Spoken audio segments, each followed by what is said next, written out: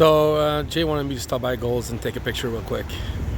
Still pretty deserted. There's a couple of cars in the parking lot and stuff, but hopefully we'll be back soon. There's a couple of cars parked in there. Security guard walking the perimeter to make sure nobody's coming in. So kind of sad to see Gold's that way, but it's still there. It's still standing. So we're hoping that in a few weeks we'll be able to go back. So for now, I'm gonna head to Dr. Rand and see what he has to say about this whole virus thing. So stay tuned, you guys. Hey guys, I'm X6. So today I'm actually taking you along with me to go see Dr. Rand. We're actually going to do a little ask the doc questions, and also I wanted him to go over this whole situation and get from an actual doctor his take on it, and without all the bullshit from the social media or negative news and all that stuff. So I'm hoping he'll be able to shed some light on what's going on a little bit, get his take on it, and hopefully you guys enjoy your show. And that's it. It's beautiful here in Santa Monica this week today. Clear blue sky. I'm gonna get in there and see Dr. Rand and see what he has to say about this whole thing. Thanks for watching, and make sure to subscribe also. Thank you.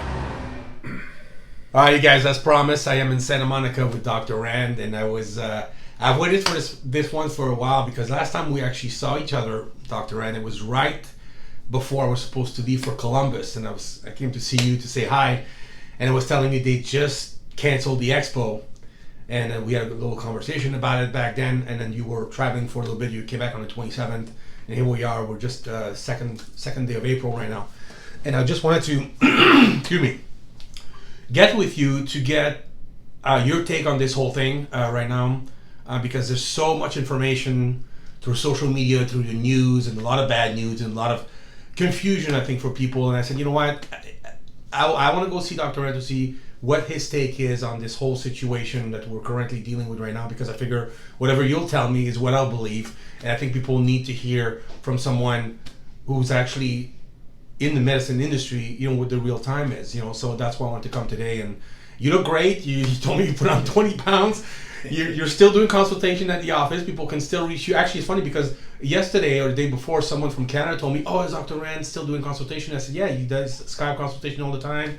And so I guess you've been following up with your patient through the internet and through phone and through Skype, and you're still working quite a bit. Yeah, actually. No, we can consult through the telephone, and through Skype is even more preferred. And that makes it a lot easier for us. We're very blessed in that regard that we're not missing a beat. More importantly, our patients aren't missing a beat in terms of staying healthy. And I appreciate the kind words. I want to harp on one thing you said, which is, social media. Stay off of social media if you want to try and get some information about the virus. There's so much misinformation, not just on social media, but on the internet in general. And while I'm not an epidemiologist and I'm not a viral pathogen expert by any means, there are some basics that you should probably know before you start wading into what's out there on the internet, and certainly with social media, which comes with a bias. Use social media for what it's for. Find out what your buddy in what is it? You mean face brag?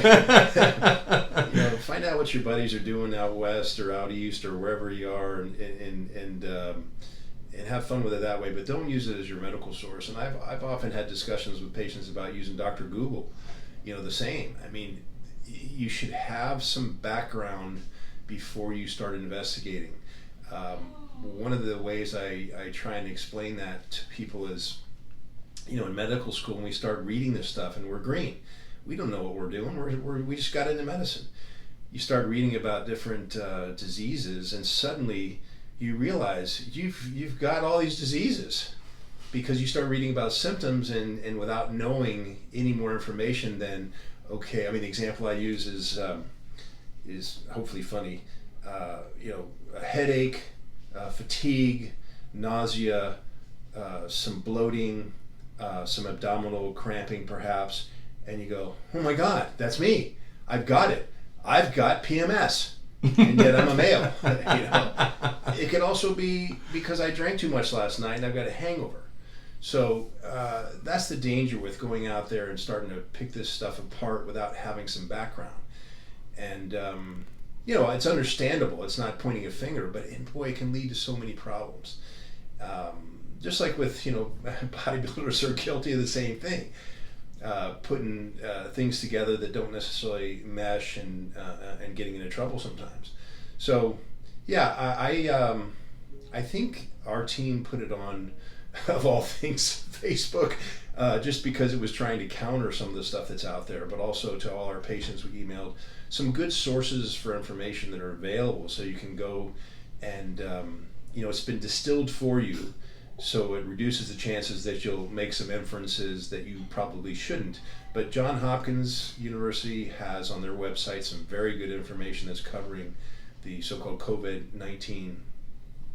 The University of California, San Francisco issued a, for lack of a better word, a bulletin earlier, I think it was in March 10th, somewhere around there, which had some very good information, both that was relevant for the time, but moving forward. And there are others. I mean, the CDC has done a wonderful job of keeping it up to date, the information that is, and keeping it relatively simple. So there's some good sources. Just stick with those. The problem with all this is there's a lot. It's in the early stages, and there's a lot of data that has to be culled. First, it has to be collected, and in the early stages.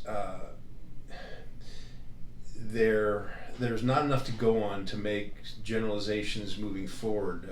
Trends are hard to come by in the early stages. These are some of the obvious things, but there's also a lot of what we call noise, statistical noise going on. And there may also be biases, but we're not going to be able to figure all these out until post facto. 2-3 years from now, we'll look back on this and go, oh, look, here's pretty much exactly what happened. For example, one of the problems that comes up, you look at the Italians and how much disease and death has occurred there, but one of the possible explanations for their country suffering more than others is if someone is wheeled into the emergency room with, say, a heart attack or a stroke or a diabetic ketoacidosis event, and they test positive for coronavirus, the cause of death was coronavirus. I see. Well, that's going to inflate the numbers, right? They're blaming everything on that. Whereas in South Korea, they may, and this has been suggested about the Italians. I'm riffing now about South Korea just as an example. They may not even test for coronavirus. The patient's sick, but oh look, they had an MI, so oh well, they died of a heart attack, a myocardial infarction.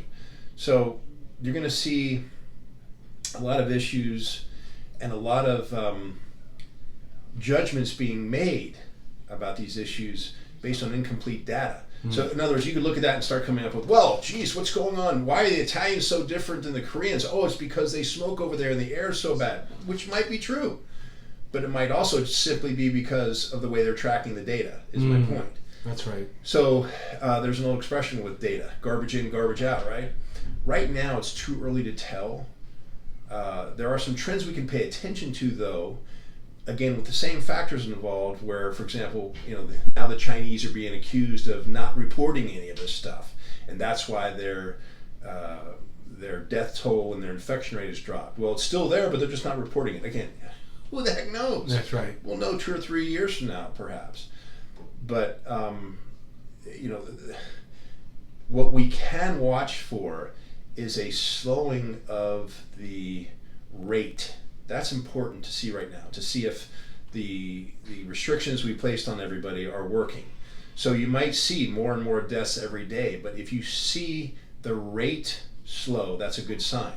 So the car may still be accelerating on the highway, but it's accelerating at a slower rate. That's what we're looking for. That's right. And so far it looks like that's happening, which means that our social distancing measures, etc., are working out for the better. I'm not saying that that's the best thing that we could have done.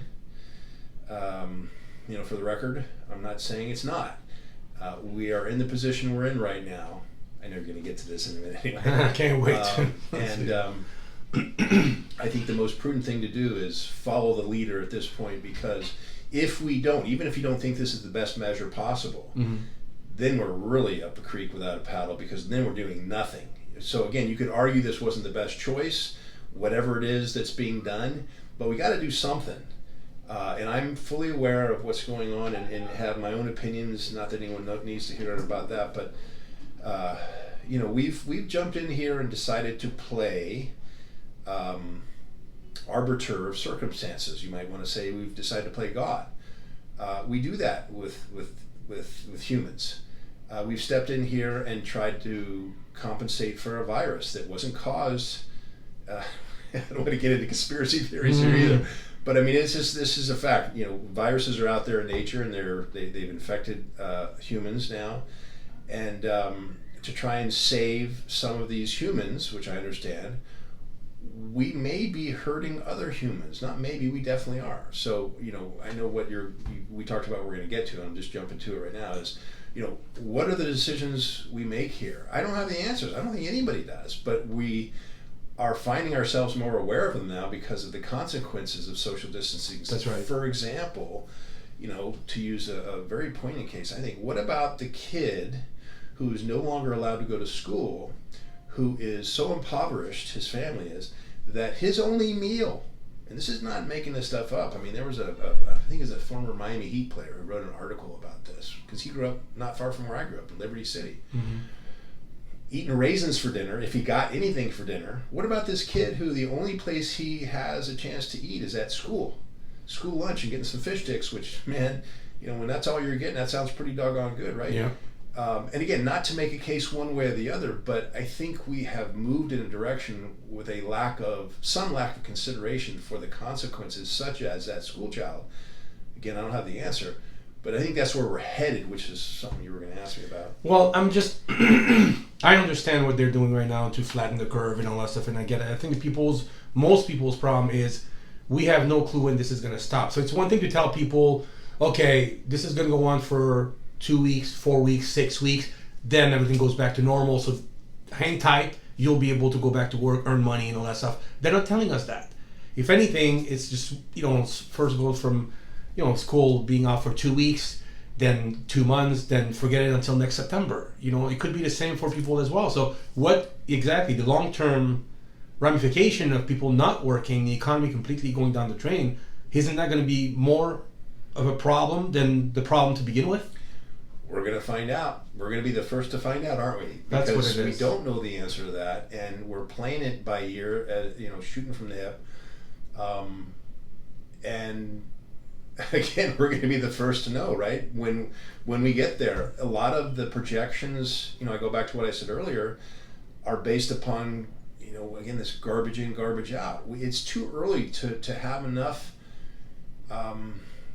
data to get a model in place. We don't know enough about the virus, for example, to be able to model it accurately. I'm not knocking what epidemiologists are doing. Mm-hmm. We're doing the best we can. I firmly believe that. I don't think there's a bunch of conspiracy or bad guys out there. It's just to place, and I'm not saying we have any better choices either, so I know this makes it hard, but to say with certainty anything right now is too early to be able to do that. And it's not to take away from the efforts to do so, is I guess what I'm trying to say. Mm-hmm. But yeah, is it going to be 2 more weeks? Is it going to be 2 more months? Nobody knows for sure. Yeah. And that's part of the problem. But so we got to stay fluid, and we have to be able to adjust as best we can along the way and say, okay, it's gone too far now. If you do some other projections, for example, with some statistical modeling, how much is this, for example, economic crisis going to affect that school child, the people that, other children, let's stick with that theme, that have to go home and maybe face some domestic violence because they can't stay in daycare. That's right. But also the economic impact that we've always kind of overlooked in comparison to, maybe helping someone survive with COPD and diabetic issues for another 6 months. I mean, how do you put a price, and this is where it gets really difficult, right? Mm-hmm. On 6 months of life, where it can be easily measured on the back end. Okay, it's pretty easy to determine this guy or gal had maybe another year left of life, just to use an example, versus this 6-year-old who has his whole life ahead of him. Presumably a heck of a lot more life ahead, and how badly that's going to affect them. if it doesn't kill them, but it's going to affect them and affect their quality of life. And we're getting some pretty philosophical questions for which I don't think anybody has the answers. I think we're going to have to go on some gut here, right, as to at what point we say, okay, enough's enough, and we got to start phasing this in. But this gets to another point, which I'm excited is one word, but frustrated in other words, that we haven't gotten more news about it. We haven't made more of a big deal about it. We're focusing on treating people right now, which we should, and we're also focusing on vaccinating people down the road. That's, you know, a year and a half arguably down the road before we'll be able to protect people in that regard. But in the interim, in that middle ground, I don't think we're taking away from either one of those by getting these antibody tests out there. I was just reading today that Celex has come up with one, and there are others out there. You can look at the FDA approved ones under emergent approval processes. Some of these antibody kits, rapid testing kits are out there. Why are they so important? Well, they can help alleviate some of the problems that are occurring with these issues we just discussed. For example, if I can give you an antibody test that shows you have antibodies called IgG, which are different than IgM, immunoglobulins G versus immunoglobulins M, showing that, hey, you've had the virus, you've been exposed to it, and your body is beyond the early stages and you're now past infection and the ability to infect others, to pass this virus on to others. You have IgG present, this immunoglobulin that's a long-term antibody. It's the same antibody type that we're trying to induce when we give someone a vaccination, so that your body is prepared to mark this, they call it an antigen, with an antibody, so your immune system can track it down and destroy it, okay? But if we can identify you as someone who's had that, then if you're a healthcare worker, not only can you go back to work without being stressed all the time about being infected, but you don't use the resources that someone who hasn't been infected, who's working along beside you, needs, okay? You can, if you're not a healthcare worker, which I would argue should be the first people to be tested because they're in the trenches there. That's right. If you're an essential worker, you know, a public transportation driver, a grocery store clerk, whatever it is, an essential. They're using essential workers. Then, you know, if you know that you've already been infected, because 81% of the, you know, depending on who you believe, 81% of the people who have been infected with coronavirus get mild to moderate symptoms. So mild, in fact, in some cases, that people say, "Yeah, I had a sore throat for a couple of days, but that's all I really knew." Yeah. These people can get back in the game. They can get back to work and stymie some of this economic fallout that's occurring from, you know, staying home. So that's a very good point right now that you're making, because we have to move forward at some point.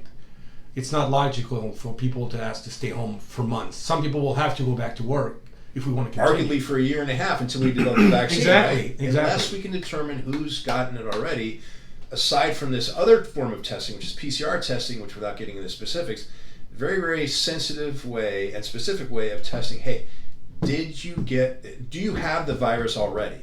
Well, if we get a positive test there, and of course accompanied by symptoms, we go, okay, well, we already know you got it, and eventually, yeah, you can go back to work. And they could use that very expensive and time-consuming, relatively speaking, testing to determine at some point, hey, you no longer have any of that virus present, now you go back to work. Or you can use this much cheaper method. And obviously, without rehashing all that, you know, from a different angle where you don't already have a population that's been identified as having been infected. These are for that other group that we don't know yet. Again, you know, maybe, I did kind of feel poorly a month back or so, but I heard, you know, coronavirus, people are dying of that. I didn't think I had that. Well, yeah, maybe you did. And we can get you back in the workforce. When this first came out, excuse me, when this first came out, they were saying, just like you said, that 80% of the population had low to no symptom, some moderate, and some people, of course, died from it. We know that. But they were saying that most people affected were people with compromised pulmonary issue, and also elderly. I'm hearing more in the news that some people that are in their 30s and 40s are actually sometimes getting sick, and supposedly we're in good health. And are you hearing any of this stuff too? So is it across the board now? Now you're highlighting what we were talking about information and misinformation. So it's bullshit? Okay, good. Because I want to ask. It's not necessarily bullshit. It's just it's preliminary data. So we don't know for sure that's why. Maybe they were just going to get sick anyway. People get sick all the time. Whether they're 20, 30, 40, they die all the time. That's your point. Well, preliminarily, the data suggested that, it was mainly elderly. Right. And no one under 19, remember, was getting it. Then all of a sudden, now we're seeing some people in their 50s getting it. Now we're seeing some people in the 40s getting it. Yeah. Healthcare workers in their 30s were getting it. Now, is that because of their age, or because they're getting, repeated exposure, or because all the preliminary data that pointed to the elderly only was not really accurate? Right. That's the kind of stuff we're going to find out 2 or 3 years from now. Okay. Maybe sooner. More accurately, we're going to say, well, here's what really happened. And it's interesting because when I read this stuff, you read about cases, and people will even write an article, and assuming they're not full of it, they'll talk about their own experience. It's interesting to see whether or not the past medical history has even been included. It is important, duh, but how many of these cases of, say, a 30-year-old getting the virus did not include the fact that, by the way, I have diabetes. Or, by the way, I'm one of the biggest factors in this country they're determining is obesity. You don't see as many obese people, herding sheep in Italy, right? Yeah. Their issue may be that they're herding sheep and smoking a lot of cigarettes. The issue here is, we're not getting our exercise. We may not be smoking as much, but we're sitting around and getting fat, and that's a problem too. Yeah. It's hard to breathe, hard for your body to do the right stuff when it's considerably overweight. That's right. So anyway, these are all factors that sometimes get included in the dialogue or the presentation, sometimes not. It's too early to tell, but you can go back and say, well, these are some obvious ones, right? I mean, we know smoking is not good for your lungs, and if this thing is settling in your lungs, which it is, then that's obviously a strike against you. Obesity, diabetes, COPD is an obvious one, again, for the lungs. Hypertension. Mm-hmm. These are things we know are conditions that are not going to help you in any circumstance, right? But certainly in a more intense stressor like this virus. Okay. That makes sense. So the rules really haven't changed. It's just I think you're right. Everybody who's dying right now is just chalking all that on the virus, and that's it. What's interesting about what has changed is that we've had the flu, and people point to it and say, but this isn't the flu. It's worse than the flu. Okay, I agree. It's looking like this is going to take its toll on more people than the average, historical average seasonal flu. But why all of a sudden are we more worried about this than we are the others? Is it simply the 10, 15-fold, depending upon how you measure it, a relative increase in death, which I say that because it's a relative increase. Sounds like a lot, 15 to 20 more times more people will die. It's still a pretty low percentage overall. It's not half the population being wiped out. Right. And I'm not making light of the fact that people are getting sick and dying from this. What I'm trying to point out is, why are we suddenly focused on it? There's a lot of fear involved because it's a new one. It's not an old one. The flu that's been mutated again, which arguably is kind of the same thing in that it's mutated. So it's not what it was last year. Yeah, but we know it's kind of like that. Okay. Again, we're talking about emotional reactions, I argue here.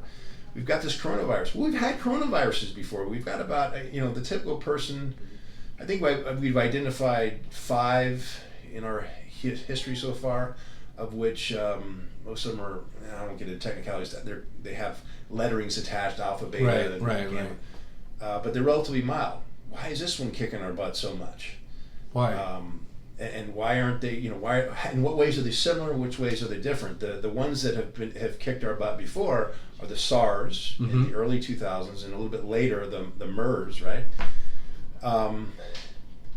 The death rate was a lot higher, for example, with MERS, but the absolute count wasn't that high. It was largely localized, right? In Saudi Arabia and places where they had camels. I see. And I'm just kind of spewing at the mouth here because I don't have the answers, but it is interesting to observe. Like, this is a very drastically different reaction to 60, depending on what you read. I'm going to get the numbers wrong, but estimated deaths, because again, we estimate every year because we're not sure. Because when someone comes in and oh, they die on the table of a heart attack, but before they got there, when they were having chest pains and difficulty breathing, we tested them for flu, and they were positive. Well, was the cause of death listed as flu or heart attack? Right. So we have, and I'm going to get it wrong, but let's say 30 to 60,000 deaths last year from the flu. Well, how come we didn't get our panties in a bunch over that? That's a lot. Look at how many people have died so far. Now we're estimating a lot more than that, but again, we're getting that estimate thing. That's right. And we'll know more in a year or two from now if this was warranted or not. To this, or I guess that's not the right way to put it, but we'll have a better handle on why this was we reacted so much differently than the other. I think social media is to blame, and the news, to be honest with you. I think people now have the power to just spread, whether it be good news or news in general, themselves. So it's like a wildfire. And I think the media is not helping at all. I don't think they don't want to report good news. We know that. Reporting good news and puppies and rainbows, that doesn't sell, that doesn't create viewerships. Yeah, well, I was having that discussion earlier today too, and I don't believe it's necessarily a conspiracy at all, but it's the way the world works, right? That's right. And if you're going to make more money, that's right. Because this story captures attention more than the rainbows and puppies That's story. right. I get that, and I'm not approving it or disapproving it, but there's more to it than the media too. I mean, you could argue that the scientists they carry some responsibility too, because while they could supply these models to the public and to the politicians who are asking for them, right, they could add a caveat or a disclaimer, however you want to put it, say, hey, this is worst case scenario. This is only a window. And say I can't give you accurate information yet. I can give you what the model I made thus far based on this limited data and all this noisy stats, what the high and the low is, and then you take it from there. Remember, these scientists are the same ones that are dependent upon grant money. Mm-hmm. So there is some. I don't want to paint a conspiracy theory, but there's some natural back and forth between politicians and scientists that can be self-serving for the scientists and the politicians both. So, and again, I'm not pointing fingers. I'm just observing where these numbers and all these admonitions about what to do or not to do come from. Yeah. Again, it's quite natural. It doesn't make it right, but it explains where we are today. That's why I wanted to talk to you. And what can people trust today? Obviously, not the news, or not all news. What people really want to know the real story, and they want to be informed, yet they don't want to be hysterical and panic and trust your intellect and common sense. The things that are interpretive, put in one bucket. That's subjective. Somebody can interpret that data. The other bucket is the stuff is fact. For example, I say fact, you assume that the data that are collecting is not made up. Someone's not going and saying, well, I don't really feel like calling all those hospitals today. Let's just make up a number that's 10% more than yesterday.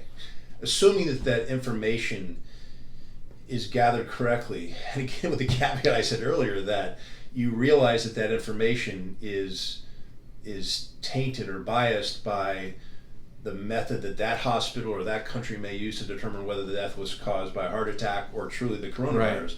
Know that there's certain information you can say, okay, this is given the biases, this is the trend.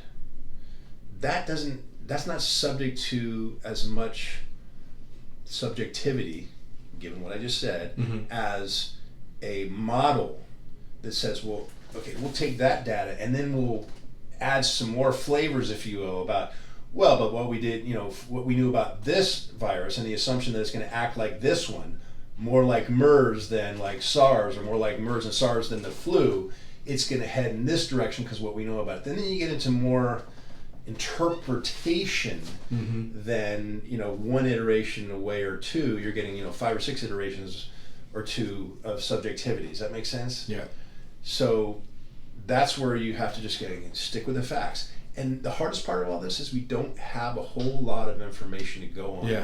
So it's hard to just sit there and go, well, I'm going to sit at home and see where this goes. That's, I think, the hardest part for the nation, Yes. all nations, all people right now, is we're being told to stay home. And There's a lot of blah, blah, blah going on, and we don't have a whole lot of solid information. And I guess what I hope will be hopeful is nobody's fault. We're in this situation. There's not a whole lot we can do except observe and react as best we can, smartly, try to think ahead, so we've got all our bases covered. But it's not a conspiracy so much as, this is a new one, and we got to wait this one out, and we'll be able to, two things we can do. We know a lot more about coronavirus, like I say, 2 or 3 years ahead, and we'll know a lot more about how to handle and be prepared for any kind of pandemic, whether it's another flu variant or a coronavirus variant or a bacterial infection of some sort down the road. We hope, right, we learn our lesson from this one about how to be prepared better for the next one. Those are pretty much the only two things we can hang our hat on at this point, or try to. In the meantime, we just got to be patient. Yeah. So when you stay informed, where do you get your information? You said CDC, and where else can people go to? The CDC is a great source. Johns Hopkins University, and there are other universities, but they're pretty good. NYU has a pretty good source, I think, at Langhorne. Okay. But mine are CDC, Johns Hopkins. I like to look at the New York Times map because they give me just facts. Okay. Google also has a map of known infections that they show you. Or I think it's around the world. The Times is. I don't see why Google wouldn't be around the world. But again, just give me info and just basic stats so you can see. I just want to see that, like I explained earlier. Yeah. I want to see the acceleration slowing down. I guess it's a pretty good idea. And if you go back and assume and you see how I'm already starting to do all these little gyrations in my own head, if you look at the way the Chinese curve has flattened and look at that, okay, are we seeing the same thing? We're behind them now. Mm-hmm. Can we put that template over the others? Oh, look, we're heading in the right direction. Is that going to give us any comfort, any proof of any sort? Maybe, maybe not. Yeah. It's just, right now it's all observation and informational gathering. What's with the people buying the toilet paper? Do you know why they're doing that? That you're better off talking to a psychiatrist, not me. That one, that's hilarious. So you don't know?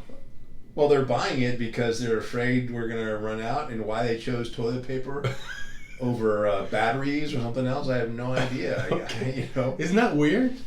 That's so strange. Well, and that one's somewhat understandable that we had a shortage, in the sense not that people are doing interesting stuff, but toilet paper is a commodity that's going to be made. People aren't going through seasonal pooping episodes, right? No. So you're not going to be prepared unless these guys would, and I don't know why any manufacturer would necessarily stock toilet paper, but they're going to be supplying the same amount of toilet paper throughout the year, right? So if everyone grabs it at once, they don't have a mechanism to replenish it, so they're just going to keep plodding along. Yeah. I saw some calculations recently where there's a joke where Jim Smith, in the year 2003, January 13th, it's a special day because Jim Smith is using the last roll of toilet paper that his parents bought in 2020. That's right. It makes no sense. Okay. It's a lot of emotional stuff. We're humans. We do some funny stuff. So weird. Right? Okay. Doc, thanks so much for giving us your take on this whole thing. Well, I hope it's valuable. It's just my take. Like I say, I'm not an epidemiological expert or anything like it, but I do know a little bit about medicine, more so than the average person and stats. So I hope it's helpful. And I'm sure they'll be happy to hear from you. Thank you, Doc.